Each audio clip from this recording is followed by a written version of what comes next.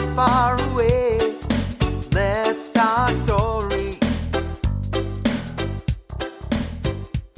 It's where my mama was born, it's where I come from, it's where my daddy fell in love not long ago. Aloha, everyone. This is Larry Camp, and welcome to the Nobody Knows Your Story podcast, which just happens to come with a side of Hawaiiana. Nobody Knows Your Story is a podcast which I believe will impact each listener in a positive way. As you listen to the experiences that have transformed, shaped, and guided each guest, perhaps you'll better understand your own personal journey. Some will surprise, some will make you question, and some will inspire, but all will leave you in a better place for listening in. As for the Hawaiiana, well, that's just a big part of my life story. So I invite you to check in from time to time, or better still, add Nobody Knows Your Story to your list of favorite podcasts. You'll enjoy hearing the life experiences of people just like you.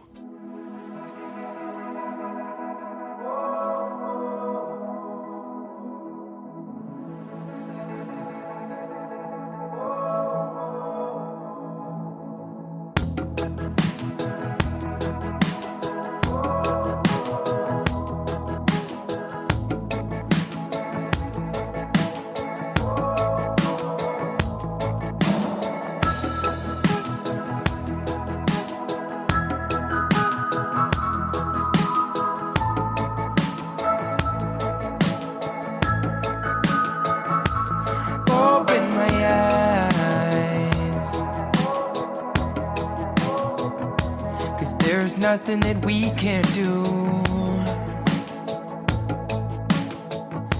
and I'll be alright.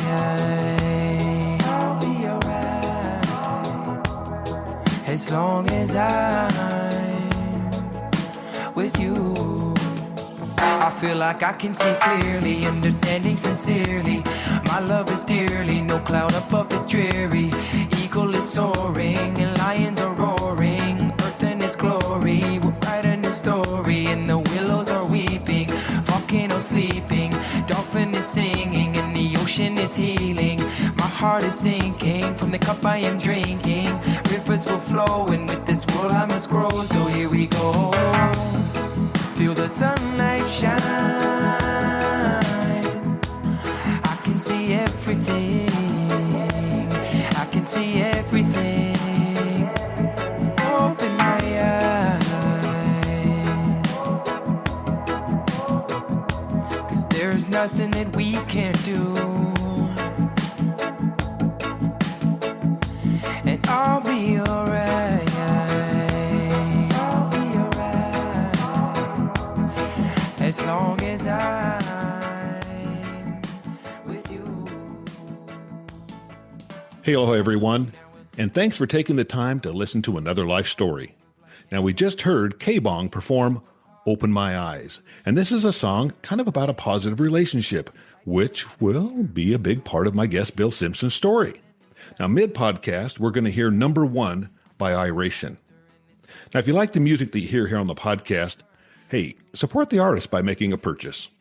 Now, I alluded to the fact that a big part of Bill Simpson's story will revolve around relationships, with examples of both good and bad.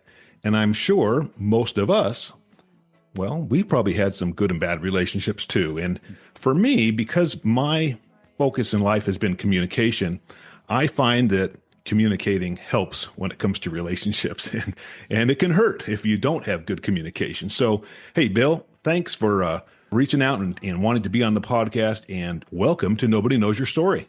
Well, thanks so much, Larry. I appreciate the opportunity to tell my story, and I appreciate you allowing people to do that. It's very cathartic doing that kind of thing. So thank you. Yeah, absolutely. You are welcome. And, it's fun for me because I'm a people person. I like hearing people's stories. Even before we started, I just told you I just got back from Hawaii, where we went and watched the World Championships of Hula. It's called the Merry Monarch Festival, 62nd year, and it was really a lot of fun. To be honest, it was just a little bit more involved than I even anticipated. I'm going to do a little podcast on this.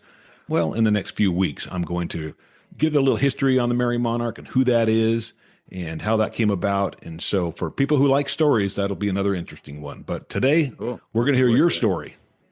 Where do I start? I guess I started out as a child, Larry, like most of us.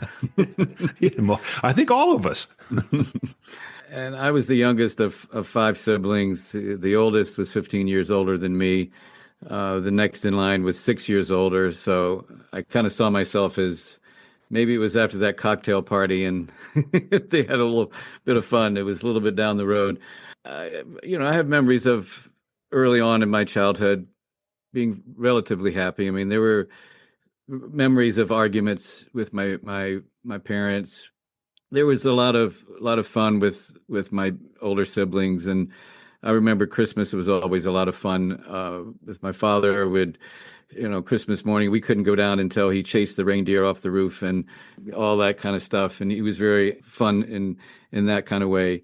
And around 6 years old, my parents decided to get a divorce, and I went to live with my mom for a couple of years, and my mom had I'm convinced she had some mental health issues. I mean, one minute she could be the most nurturing, loving mom that you would ever want.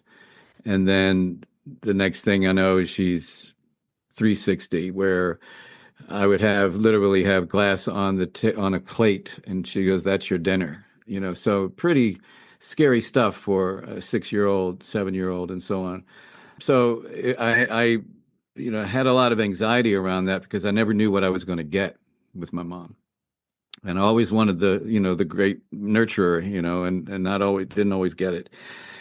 So fast forward a little bit, a couple of years later, I think my mom just didn't have the capacity at where she was in her life, and she gave custody to my brother, 6-year-old older brother and I, custody to my father.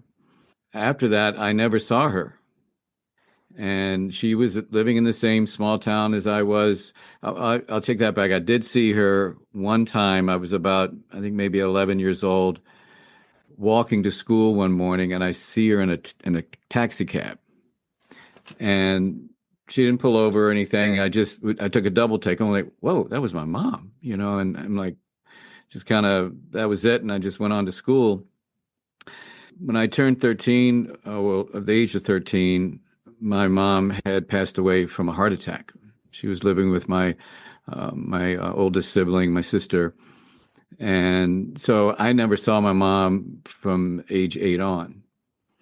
And it was permanent at 13. I'm saying this because this has a lot of impact later on in my life. And within that same year, I lost my brother. He was killed in an automobile accident. He was 28 years old. So that was quite a year for me, yet I was at such a developmental age at 13.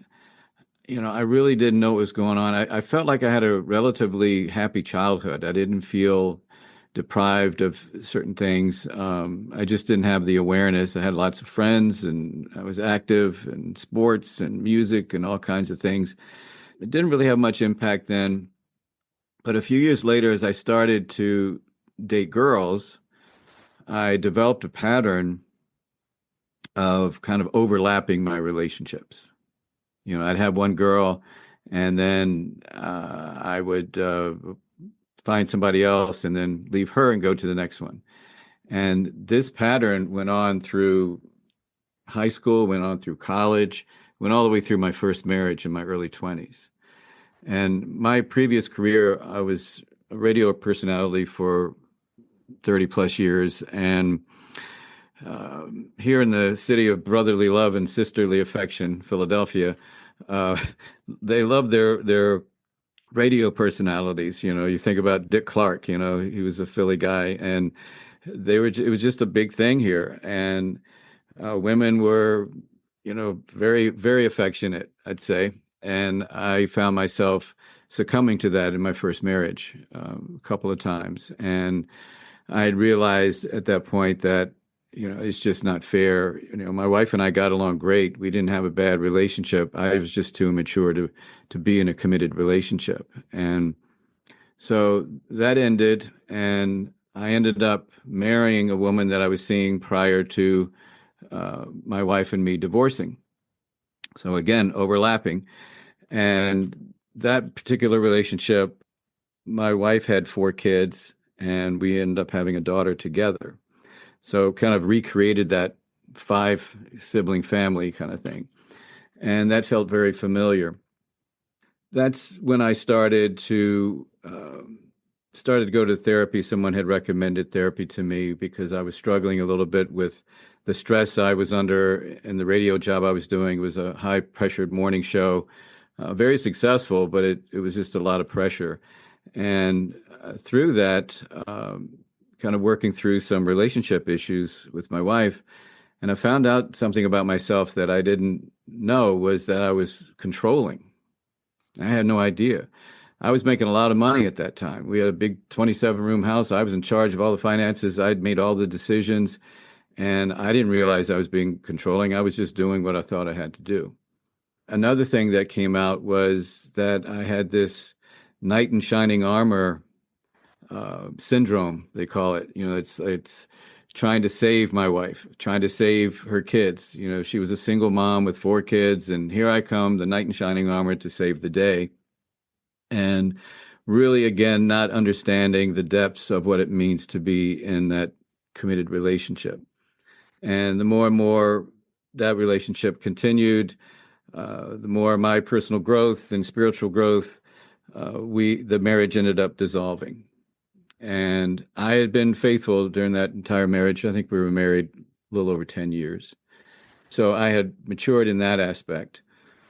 And I remember the night that my wife moved out, her 4 kids and my daughter, I was in this 27-room house in an empty living room except for a rug on the floor and my dog. And I was just lying there sobbing, because it was the first time in my life that I was alone, that I was not in a relationship. Yeah. And Yeah. I just want to interject that as you're telling your story, I'm thinking back to some of my own experiences too, which I think that's what stories do a lot of times, is they cause you to reflect. And yes. that's one of the things that I enjoy. But yeah, those are tough times. I went through a very early bad relationship or bad marriage, I guess. I mean, I didn't know it was bad, but I know it now because I'm in a good one. So I think sometimes you don't know those things. You don't really understand until something changes. As I listen to you and you talk about the therapy that you went to and how you became aware, and that's the other thing, to become aware that you are controlling, or to become aware that you have this knight in shining armor part of your background or your personality, then you can then maybe work to change some of those things. So I have a feeling that from these first 2 marriages, you are learning things, like you say, and you are going to be moving in a little different direction. But yeah, you're at a dark moment for sure. Yeah, absolutely. And what I haven't mentioned yet is, in therapy, I'd learned that not only was I controlling, not only was I the knight in shining armor, the big issue was I had an abandonment issue. And what that meant was my mom abandoned me. She left me when I was 8 years old, and really left when I was 13. But from age 8 on, as far as I was concerned, my mom had abandoned me. And where I made the correlation was this overlapping of relationships was I had to get out of there before she abandoned me. So I would end these relationships for fear that I might be abandoned at some time. Now, was I aware of that? No. That's why that pattern kept going. And once I became aware of it and the light bulb went off, I was like, okay, so therefore I was faithful in that second marriage, and realized that I had to heal that. And it wasn't until I was alone, finally alone and not in a relationship. I did not overlap. I wasn't fooling around. I wasn't even talking to anybody. I had to learn to be okay with me. So that's when I started doing a lot of different personal growth things, spiritual growth things, workshops. I was learning different modalities in the holistic health field. I had transitioned from that lucrative radio career, took a 0 off my salary, and became a holistic health practitioner. I was fulfilling my heart, not necessarily my bank account, but my heart. And it's where I wanted to be. And at that time, I had a Tai Chi teacher from China living with me, and he was offering his classes at my home. And I met this woman there, And we connected around, this whole new thing that I was doing. And I thought, well, she must be the one, and turned out that she was married and not in a good place in her marriage, um, not legally separated, but it really wasn't much going on. And we started a thing, and it was very much of a roller coaster relationship. It got to the point where I had to set a boundary and say, listen, I want to be with you. I can't be with you being married and still living in the same house with this guy. It's just I can't do it anymore. And it really felt like she was breaking up with me because I really wanted her. But she was still trying to, play both sides, and it just didn't work for me. So I said, listen, check in with me once you've gotten divorced and you're on your own and see where I am. And fast forward, I was available. She did all that. I was available. And we ended up getting married, and we had a son together. So she knew me as kind of the holistic health guy, but I had also been on the radio. So she was kind of more interested in, I think, in the celebrity status that I had versus the other piece. And another piece of that, and I'm not here to throw any of my exes under the bus because I'm just here to take responsibility for me. And what was happening during that time was as I was growing more and more with my personal growth, spiritual growth, changing my career and everything, I realized that I was losing myself in the marriage, that I was trying to live up to an identity that she had of me and trying to live up to that and feeling like I lost myself. And so I ended up asking for divorce, and that was number 3. At that point, I went from this 27-room house to end up living in one room in a friend of mine's house. I was pretty much ready to give up on relationship altogether. I was going to live a monk's life, man. I was like, enough of this. I've learned all these things about personal growth and relationships. Went to, marriage counseling. One of my mentors is a marriage counselor, and it's just not working. I'm like, I'm giving up. And so I focused on other things, my career and other things. And one evening I was sitting in meditation, and this message comes to me loud and clear, like Rafiki in The Lion King. It is time, and I'm like, it's time for what? Well, it was a push to put my profile on a dating site. And I'm like, you've got to be kidding, because I didn't look good at all on paper, man. I mean, I'd been through 3 divorces, had 2 kids, living in one room in someone's house. And by the way, I was laid off my radio job that I was doing. This was beyond the morning show. And I was doing both radio and my holistic health practice.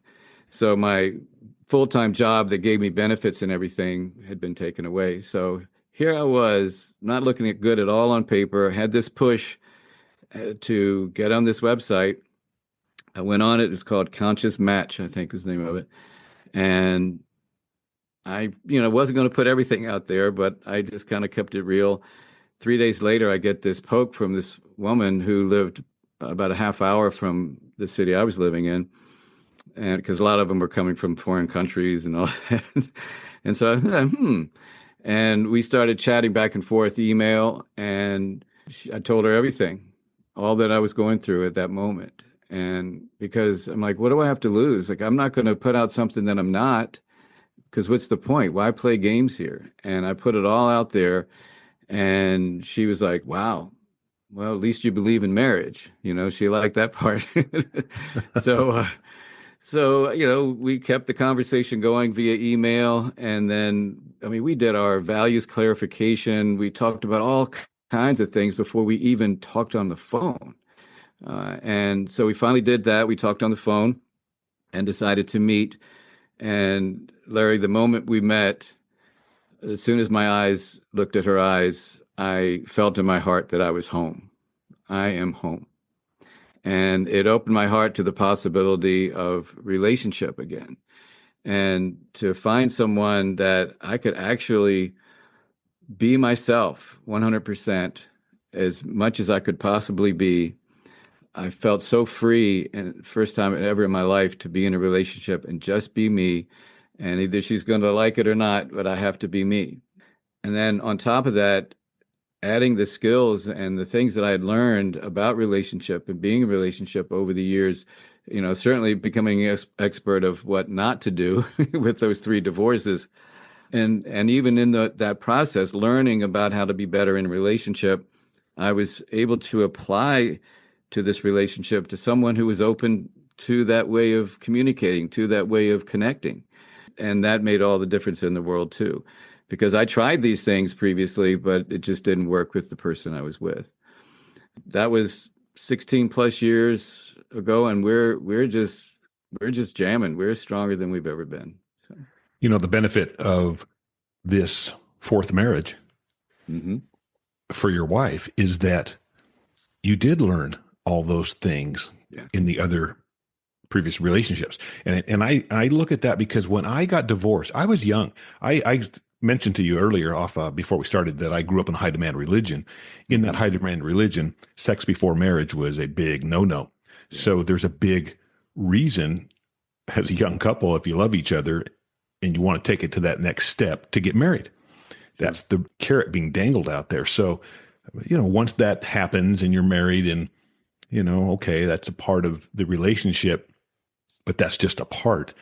There better be other things there or that relationship's not going to move forward. And for me, it did not. And so I got divorced. But the benefit that I had was I had kind of re-examined my own situation and realized that I really liked being in a relationship. I wanted to get married again. And so when I did get married again, just a couple of years later, I had new priorities beyond just sex, which is still was a great benefit. But yes, felt like communication had to be out there. Honesty was big, and putting the other person before you too. I think that's a big part of it too, that maybe when we're younger or inexperienced in relationships, we're still more interested in our needs and what we want. And I think putting that other person in front is a big part of a successful relationship. And I've been married now to Judy for over 44 years. So, I mean, wow. I feel like I did learn, and there's continual learning, right? You don't just stop just because you start. You're in marriage number 4, but the reason you're to year 16 is because of what you learned, but also to keep it going positive and keep trying to make it a good relationship even once you're in it. So absolutely. Maybe speak to that a little bit. Yeah, well, when you were saying about putting the other person before you, I like that, and I tweak it a little bit by saying, how can I make her life better? Mm-hmm. What can I do to help her enjoy her life? Not that I'm responsible for that, but I want to make life good for her. And so we both have that mindset. So, we love doing things for each other. It doesn't feel like a task. It just feels like this is part of our process. This is what we do. And it just keeps going on. And we really try to establish a balance. And I'm really big about of self-compassion, especially for men. We just don't think about ourselves that way. And when we can learn to love ourselves, and that's what I had to learn when I was by myself after that second marriage, and be okay with that. I've got to have my alone time. I've got to have my me time, and create that balance, and also be a giving husband to try to make her life better. And when you're both on the same page doing that, man, life's gravy. You know what I mean? Even in the hard times. So also, I caught that you visited online first, then you talked on the phone first. So you established this relationship before you ever even met. And I think that that's important too, because there's the love at first sight thing that happens to some people that look across a room and see someone and bam, they just connect. But there's the other side, I think, of taking that time to really get to know a person before taking it to that next step. And you did that. And you were also very honest and upfront. And I think that's important in a relationship for, to be successful. You have to just be honest and not try to live two lives, and one being, what's that Billy Joel song, The Stranger, then we all have a Yeah. mask that we hide behind. So you were up front right from the beginning. Yeah, I think that did make the difference. And I think that's part of my growth and just the maturation process of being accountable, for ourselves. Some people never learn that. And, life can be really hard when you don't do that. And in a relationship, it's vital that you take accountability and own your stuff. Yeah, and I always say when I'm talking to young people that are dating or looking to date, first of all, like, what do you want? What is it that you want in a relationship? I never gave it much thought. I was attracted to my first wife. We had, amazing sex life. We were good friends. We hung out. Outside of that, I didn't really know what it meant to be in a committed relationship. I didn't even know what I wanted. I just, assumed. And I remember my best man asking me the morning of the wedding. He goes, "Are you ready for this, man?" And I said, "You know what?" I said, "I don't know if I'll ever be ready," because I really didn't know what it meant. I was, 25, maybe somewhere around there. And when you're that age, you just don't have the experience or the understanding, and I certainly didn't have it modeled to me, by my parents, to know what it means to be in a committed relationship. So yeah, so it's really important to get a clear understanding about what it is that I want in a relationship. What are the qualities I want in a partner? And if you don't know what those are, well, figure out what you don't want. That's a little bit easier. And I do this exercise where you draw a line down the middle of a page, do, don't, and write down what you don't want first, and then do the opposite of what you do want. Yeah. And when you have that clarity, and that's what I did too, prior to meeting my current wife, was getting really clear about what kind of relationship I wanted, and that's why I was just wide open about it. Because if why play games, why stretch this out if we don't have similar values or a vision of a relationship? Try to have a long-term relationship, but Yeah, not just being together, but having it be happy and fulfilling. exactly. It's great to have things in common too. So, I mean, yes, you need that alone time as a man, like you were mentioning, and Hmm. she needs her alone time or time to be with her friends. Hmm. But it's great to have things that you like in common. Like we play pickleball, we go on hikes together, we Yeah. love traveling, we love the ocean. We have spent a lot of time in Hawaii and doing snorkeling and diving, and so we have a lot of things that we enjoy together. And I think that is important in a healthy relationship more than just, well, again, I have to go back to my beliefs because I was a part of this religion for 60 years that basically you're living this life for the next life. Right. Now that I'm living this life, and I should say we're living this life for this life, we are happier now than we've ever been. And I think that's because we look at each day as a blessing. We have lost a child, we have lost parents, we've lost siblings. And I think when you start to look at this life as, well, if this is it, then let's enjoy it to the max. And Absolutely. that's how we look at things. And as I listen to you and you talk about, and I think one thing I have to say, Bill, that I applaud you for is you went and got therapy. A Mm. lot of people don't do that. And the ones that do, I really feel like there's a benefit that has come from that. And as you told your story, I think you did benefit from that therapy because it got you to Absolutely. look at yourself in a way that you hadn't before. Yeah, yeah, and that's a scary thing for a lot of people, and especially men. We're scared to death to look at ourselves because, our ego is so big, and man, when you can chip away at that ego and just really be honest with yourself and be open to feedback and how you're impacting other people, it's going to make a lot of difference in how you are, and brings in a lot of humility, vulnerability, and that's another thing. As men, we're conditioned not to be vulnerable. We got to be stoic. We got to hold it all in. And no, it's just being real with what's going on, and having the courage and strength to do that is going to make such a difference in your life. So many men think it's a sign of weakness if you're being vulnerable or even being empathetic. And I disagree with that.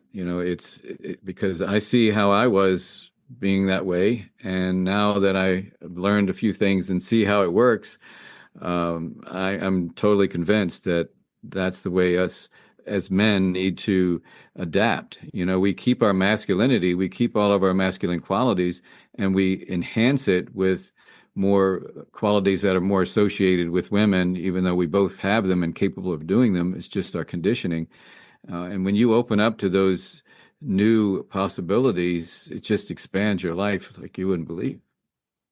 Yeah, and you were talking about the do's and the don'ts. I think I looked at this as a Benjamin Franklin balance sheet, which is the same thing you were just saying. Mm-hmm. You list all the positives on this side, the negatives on this side, and I have used that for everything from buying a car to, like you say, job, career change, maybe, but certainly in your relationship for sure, especially as you're going into it. Because if I'm being honest, I was first attracted to my wife. Just she was very attractive. So that's the first thing, right? That's usually what happens. And then you have to then go into the other things. Okay, hey, I'm physically attracted, but what do we have in common? Well, we were the same religion. That was a big thing because at that time in my life, that was a big thing. Mm-hmm. So then you take it to the next level. Well, do we both like music? Do we both have an interest in movies? Are we social people? Mm-hmm. Are we extroverts or introverts? So, I mean, there's so many things. So yeah, your little example of that sheet with the do's and the don'ts are very important. Yeah, I keyed on that when you said that because I totally agree. Baby, you'll always be my number one, 'cause you're the first thing on my mind. When I wake up with the morning sun, and when I'm dreaming at night. Next to you, the only place I wanna be. You got the fruit, wanna shake up your tree. Don't want the juice if it's not worth the squeeze. Just say the word, 'cause you do what you please. Oh girl, you can't say what is on your mind. Do what you like, your world brighter than the stars that shine.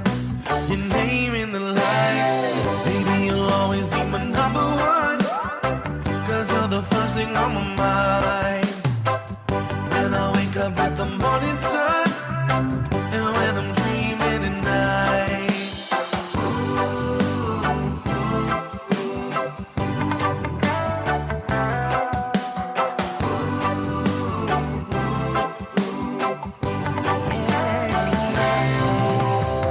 You put the ease in that cool summer breeze. Bring the good in the vibes that I need. Live underwater, you're the oxygen I need. You got claim to my throne as my one and only queen. Oh girl, you can do what you want to, you know. Wherever you go, your world. Let go what you can't control. You're never alone. Baby, you'll always be my number one, 'cause you're the first thing on my mind. And when I wake up with the morning sun, and when I'm dreaming at night. When the weight is heavy on your shoulder, rest your burden of mine. Because you'll always be my number one, until the end of time.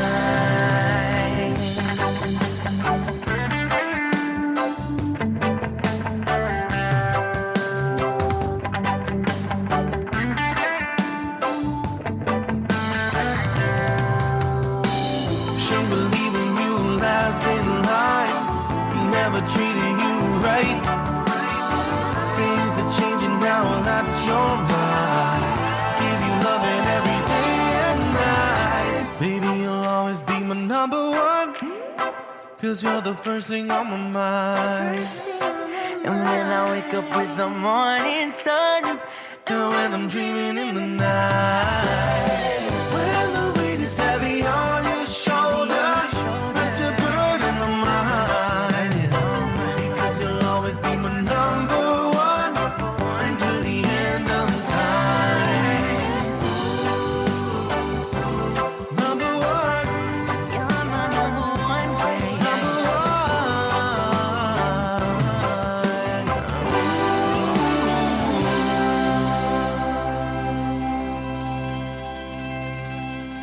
It's funny. I consider myself an introvert, yet being a radio personality and I'd be talking on stage to 25,000 people, it's kind of weird like that. But I think just basically I'm more introverted and I just like that downtime.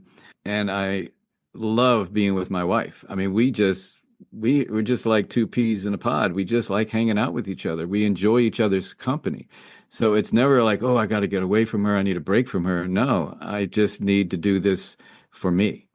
And she knows that, and I know she loves hanging out with me. And it's great to have those breaks in between, whether she goes out with her friends or I'm going out playing softball with my guys or whatever. It's just something that's needed to create that balance. In your job, I'm sure you hear from guys all the time that maybe there's a feeling of have tos and not want tos. Yeah, exactly. And so what I'm sure you try to do with them is, well, how can we change those have tos and make them want tos? Because you just mentioned you're two peas in a pod, and Judy's my best friend. So if I was going to go spend time and do anything, right, whether it's a hike, a walk, a trip, who would you want to go with? Well, your first desire would go with your best friend, right? Right. And so that makes just life so much more enjoyable. How do we change the have tos into want tos?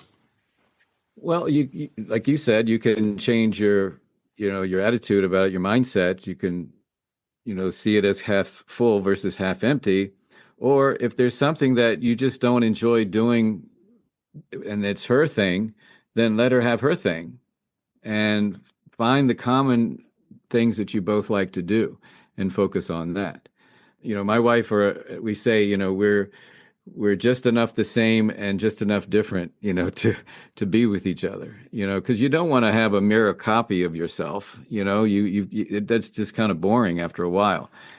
So, if she agreed with everything I, said or enjoyed everything that I do and wanted to do everything I did and didn't have her own thing, that would get old after a while. So it's really honoring what works for her, and what works for you, and then what you can do together. And it's important too, though, to say, I use this example, like say you want to go out to dinner and she wants Italian and you want Chinese. Well, if you just go along with it and go eat Italian because she wants to, and you don't let her know that you really wanted Chinese, then you're holding back, you're not really being honest, and something is, you're going to feel that, she's going to feel that at the restaurant, like something's not right, and it's, if you don't say anything. And I always use this example to say, well, I don't really want Italian tonight. I mean, I'd prefer to have Chinese, and what's more important to me is that I want to be with you. So let's go do Italian tonight, and maybe next week we can do Chinese. And that way she knows that I didn't really want it, but I'm doing it because I want to be with her. That's the priority. So you see where I'm going with that? So it's really understanding and being honest. And it doesn't mean, no, we can we can go do Chinese. No, you don't have to change what you want. I'm just telling you where I am. And if I really didn't want it, or that was the this line in the sand, then I wouldn't go. But if it really wasn't that big a deal, and my priority was just to spend time with her, then I'm being honest with myself and her, and hopefully next time I'll get to have Chinese. I would think that another part of relationships too is just recognizing the fact that as we age, we change. We change a little bit. I mean, not just physically, but just the way that we think. Maybe the way, because it's life experience, and that changes us right there. But if you can grow together in that change, then that's wonderful. But let's face it, a lot of people don't, and sometimes they grow apart. My parents divorced after like 29 years of marriage. And I don't know that you ever get to a point where you say, well, I can coast now because we've been married 40 years. No, you got to keep working at it and be okay with the change. And if you're not okay, then it comes back to that communication again. Yeah. Yeah. And I mean, drifting apart is probably the worst thing that can happen to a relationship. And I've seen it where couples are together for 45, 50 years. But the last 20 years, they've slept in separate bedrooms and They don't hardly talk to each other, and sometimes it's just staying together so they don't lose money or whatever. But they're certainly not in a relationship, and certainly not in a fulfilling relationship. And that always makes me sad because there's ways to bring that fulfillment to your relationship if you're feeling that you're drifting apart. And if you want it, there's ways to repair it and grow. And then if it's really run its course and, you just don't have it anymore, then that's okay too. But to just kind of be in this, halfway zone of not really being in a relationship and the angst around that, it can, be a lot of resentment and anger underneath the surface. And it's just hard. Well, it is. And it comes back to what I was saying. I think a lot of it is that mindset. And for us, if this is the only life, and I'll be honest, I don't know. I don't have any answers. I mean, I don't know if there's life beyond this. I hope there is, but I don't know that. But because of that, I would not want to be in a marriage of convenience or just like you say, living in separate bedrooms or whatever, hardly talking to each other. That seems, for somebody who believes that this could be the only life, like a terrible way to live. So I'm with you, man. If I was in a situation that just wasn't good for either one of us, then hey, move on, do something else, whatever, or go to therapy. Maybe that could help. But there's lots of things. You don't want to stay in the rut though, and I think that's what you're saying. Figure it out. Either therapy, or sometimes it might just be a do-over. Yeah, yeah. And what's important is that whatever you're doing, that you're both on the same page. And I know couples who live in separate homes and they love each other to pieces and they spend a lot of time with each other. It's just that's how they've agreed to be. And that's okay. When you're talking about that rut and you're feeling all this, tension in the room and nobody's saying anything, it's just, I mean, that just wears thin after a while. And what's the point? Yeah. The bottom line is that you both, if you're both in agreement and you enjoying however you set up your relationship, then that's what's most important. And also realizing that maybe the way you were brought up isn't the best. I was brought up in a very patriarchal family, a very patriarchal world.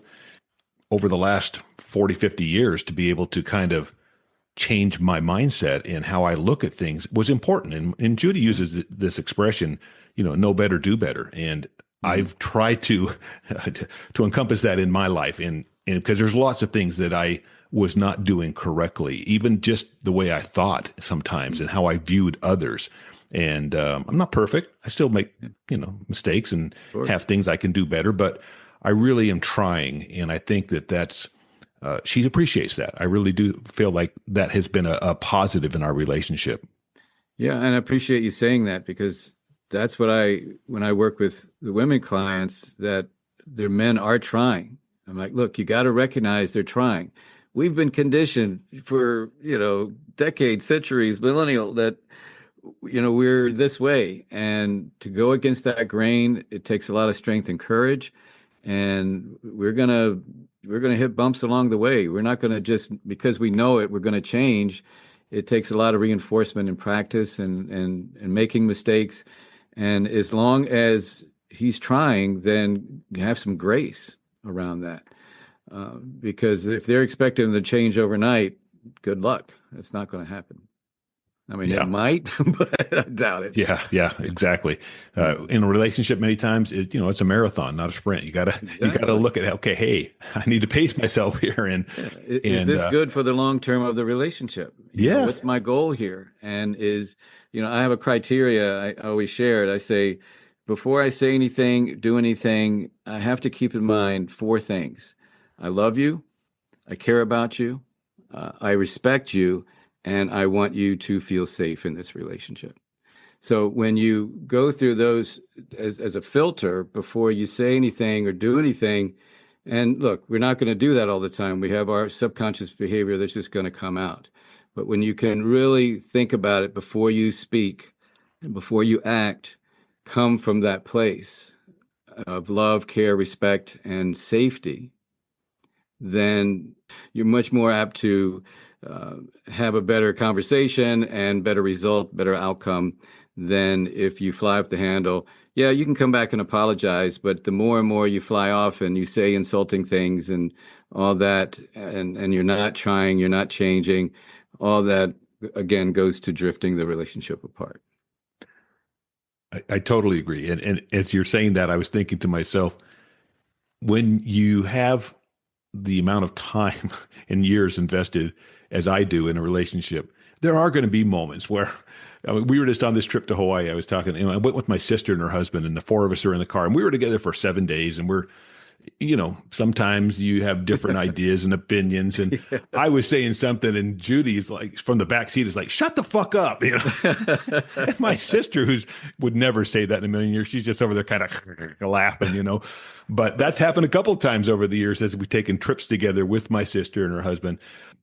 Sometimes I just need to. I just need to like, okay, yep, you're right. I'm kind of going on a tangent here, but we can laugh about it. And I think that's the other thing too, is that you may have those moments, but if you can look back and laugh on them and maybe learn from them, right? I need to Hopefully. realize, okay, what was I saying there that caused Judy to have that kind of response? Yeah, I mean, Well, and it again, happens. Larry, if that's your communication style, you guys love each other to pieces, and that's how you work. Like I say, like if there's two hot-headed couples, they're just really gregarious and they just speak their mind, and they have this knockout drag out argument, and then 15 minutes later they're having makeup sex. That's just that can work, because it's your style. You both are in agreement with that. And then if you have two more passive people, then that tends to work out too, because they're similar. But when you have one more aggressive, one more passive, then that dynamic gets skewed, because then the passive person feels scared and the other person is judgmental or whatever of their sensitivity, you see, and that's where it's a mismatch. So, if she can say, shut the fuck up, and you're okay with that and learn from it, versus, oh my God, you said that. How can you say that to me?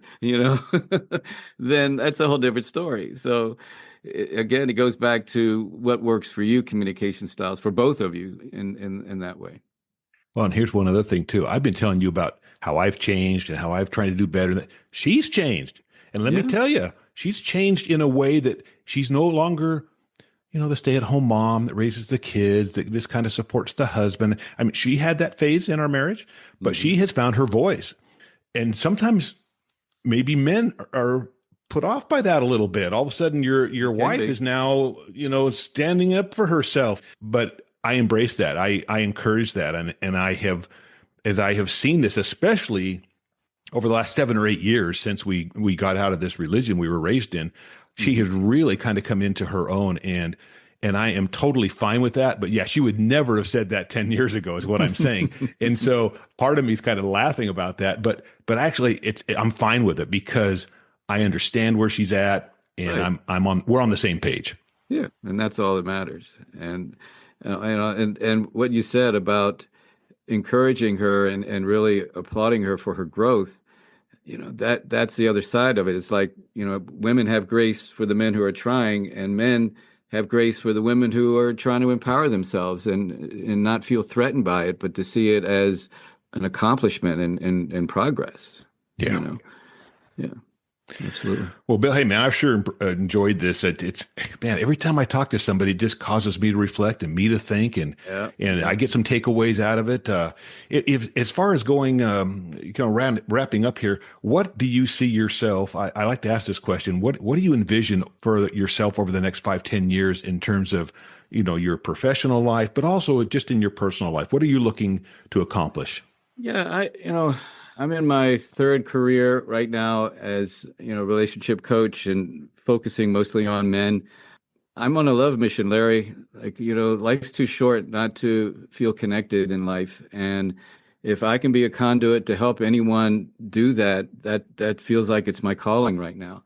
And as someone who's been through 3 divorces and know what it's like, to mess up a marriage or whatever I was doing, and then knowing the right things to do and the better things to do, I just feel like I'm obligated to pay that forward, and it's part of my love mission is to do that, and feeling more and more connected, not only with my wife, Karen, we just keep getting deeper and deeper into our connection. We getting older and wrinklier, and and still just love each other to pieces. And for me, it's expanding that not only with my wife, with my kids, with my family, with community, and really opening that up to the world. And as corny as that may sound, that's where I feel like I'm heading. So. That's good. Well, I want to mention also that you have your own podcast, and it's called Men on the Path to Love podcast. So, if folks that have been listening to this and listening to your story want to hear a little bit more, maybe a little deeper dive into some of the things that you're talking about, then yeah, check into the Men on the Path to Love podcast. And then also your website is menonthepathtolove.com. Right. And you can access the podcast there or anywhere you get your podcasts. Yeah. All right. Well, hey, I'll put that in the show notes too.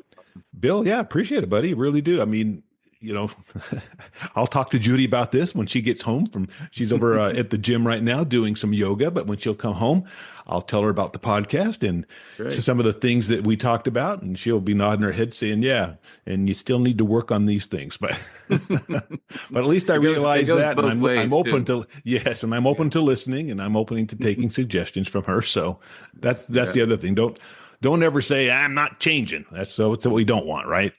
No, you got to be open. That's life is, we evolve, right? So we got to be open to change. And it's one thing that's constant. So yeah, for sure. Oh, good.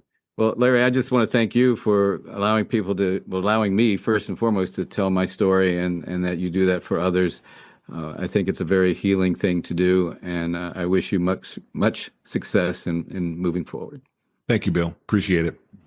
Sure. All right, everyone. Hey, check back. I used to say check back in 2 weeks, but Bill, I'm changing.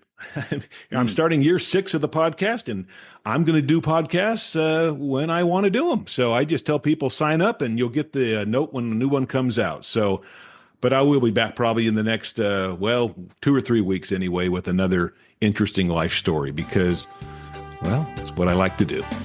Awesome. Well, keep on doing it, Larry. Thanks, man. Appreciate it. Thank you, buddy.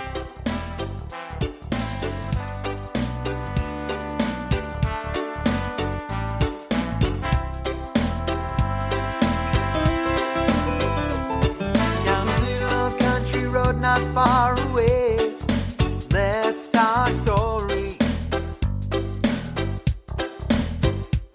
It's where my mama was born, it's where I come from, it's where my daddy